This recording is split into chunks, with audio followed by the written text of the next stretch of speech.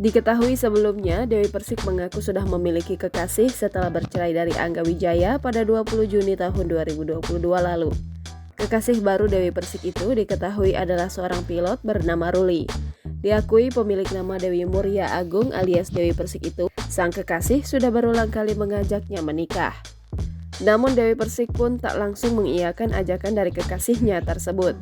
Ia mengaku masih banyak belajar hingga tak mau terburu-buru untuk menikah. Lantaran pernah gagal membina rumah tangga, Dewi Persik pun mengaku masih memiliki ketakutan. Ia pun tak ingin pernikahannya dengan Ruli, hanya bermodalkan rayuan lantaran Dewi Persik diketahui 3 kali gagal dalam berumah tangga. Dalam kesempatan itu, Dewi Persik juga sempat berpesan kepada keponakannya, Rosa Meldianti yang baru saja menikah.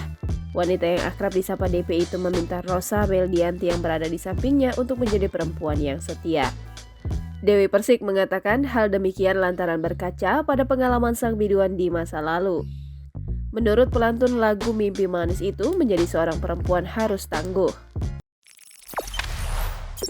Jangan lupa subscribe, share, komen, dan like ya!